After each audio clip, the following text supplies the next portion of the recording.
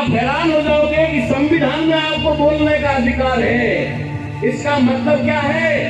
इसका मतलब है भारत का संविधान लागू होने से पहले इस देश में आपको बोलने का अधिकार भी नहीं था। और उसी अधिकार के तहत आर्टिकल 19 के तहत मैं यहाँ खड़ा होकर के आपके सामने संबोधन कर रहा हूँ, वरना किसी को अपना टुकड़ा सुनाने का अधिकार भी नहीं था। और हमारे भारत के संविधान के अंदर संशोधन और अमेंडमेंट के नाम पर बदलाव होता गया, चेंज ऑफ कॉन्स्टिट्यूशन। पूरे के पूरे संविधान को बदल के रख दिया। मोरारजी देसाई की सरकार थी। मोरारजी देसाई गुजरात के वलसाड जिले का ब्राह्मण था। ब्राह्मण होने के साथ साथ वो पक्का ब्राह्मण के साथ साथ गांधीवादी भी था। वो संविधान का घोर विरोधी था। उसने कम समय में, अल्प समय की अपनी सरकार में जो अमेंडमेंट किया, आपके रोंगटे खड़े हो जाएंगे। इस देश के अंदर हजारों साल बाद किसानों को जो जमीन का मालिकाना अधिकार मिला था, लैंड लॉर्ड होने का अधिकार मिला था, उसको मोरारजी देसाई ने अमेंडमेंट के नाम पर निकाल के फेंक दिया। हमारे भारतीय संविधान के बारे में बात करो, ये जो भारतीय संविधान है, बहुत सारे लोगों ने तो देखा भी नहीं होगा। पढ़ना तो बहुत दूर की बात है, बहुत सारे लोगों ने तो देखा भी नहीं होगा। जिन्होंने नहीं देखा है वो देख लेना। ये वो संविधान है जिस संविधान के आर्टिकल 19 के अंदर आपको बोलने का अधिकार है। क्या है? बोलने का अधिकार। आप हैरान हो जाओगे कि संविधान में आपको बोलने का अधिकार है। इसका मतलब क्या है? इसका मतलब है भारत का संविधान लागू होने से पहले इस देश में आपको बोलने का अधिकार भी नहीं था।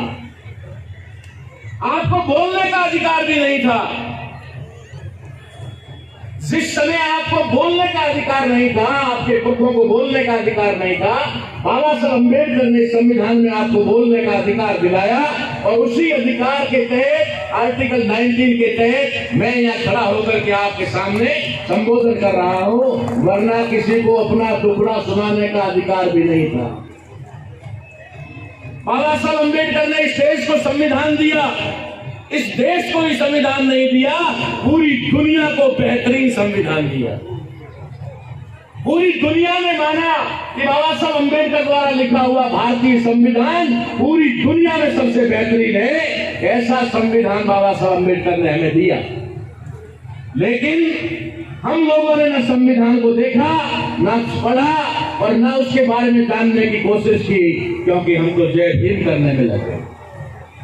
हम जय भीम करके संतुष्ट हो गए, जय भीम करके खुश हो गए।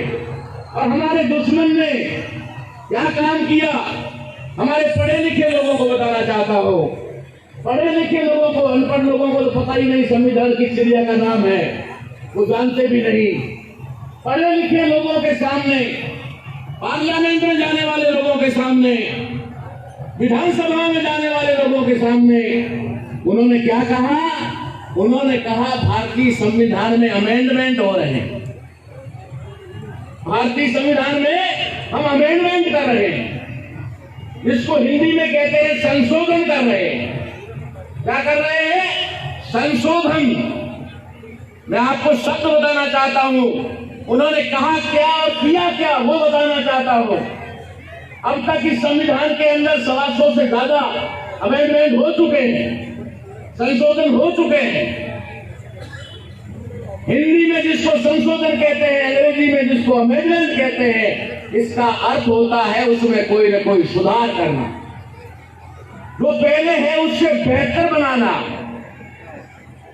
जो संविधान में पहले है उससे बेहतरीन बनाना, इसको कहते हैं अमेंडमेंट।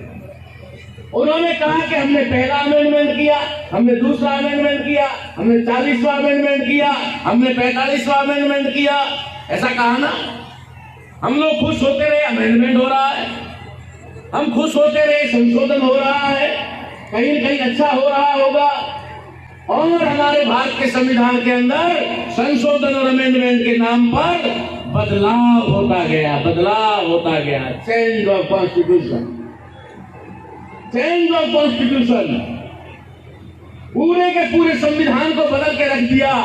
और उसमें खास करके इस देश के इंडिजीनियस पीपल, जिसको हम मूल भारतीय कहते हैं, जिनको हम लोग मूल निवासी कहते हैं, जिनको हम इस देश के बाबा साहब अम्बेडकर के संविधान के परिमल में पहला शब्द जो लिखा उन्होंने, हम भारत के लोग, हम भारत के लोग यानी इंडिजीनियस पीपल ऑफ इंडिया, उनके लिए संविधान लिखा गया।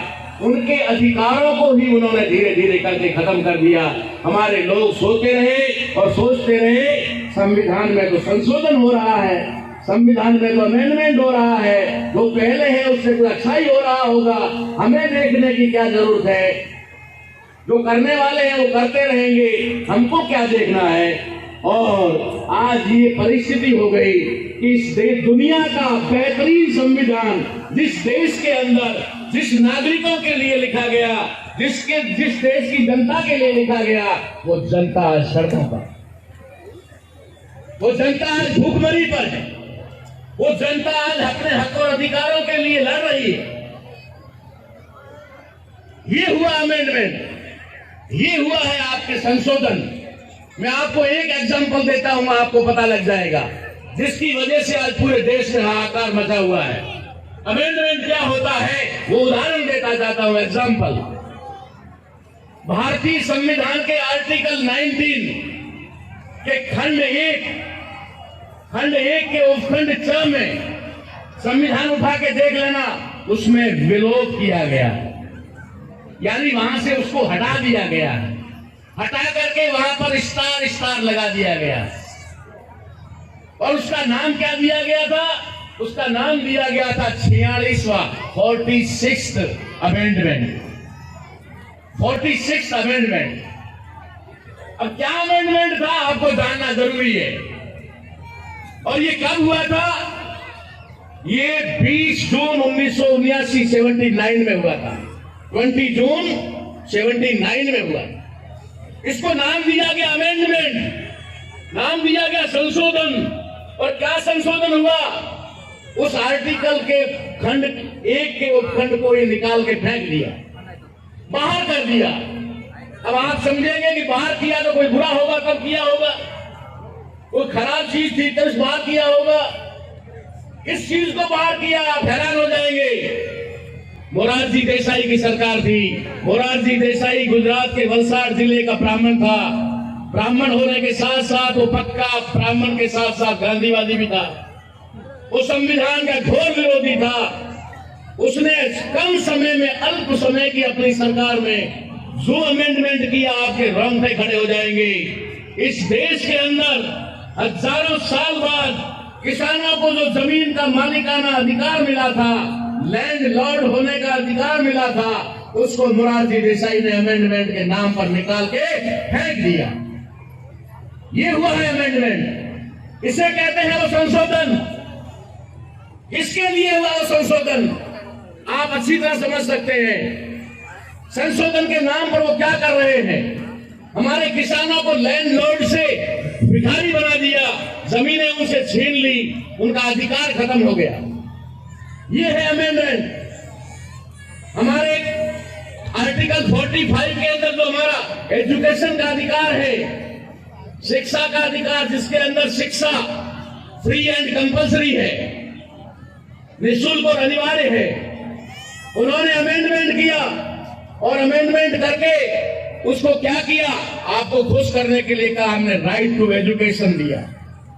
राइट टू एजुकेशन के माध्यम देने का नाम लेकर के उन्होंने आपके 6 से 14 वर्ष के बच्चों की फ्री और कंपल्सरी एजुकेशन को खत्म कर दिया। ये किया संशोधन। इस तरीके के मैं 1000 संशोधन आपको बता सकता हूं। इसके अंदर गिनाने को बहुत बड़ी बात है, क्योंकि 395 आर्टिकल हैं, लेकिन एक एक आर्टिकल के अंदर कई उपखंड और खंड है। उन सब में संशोधन किया गया है।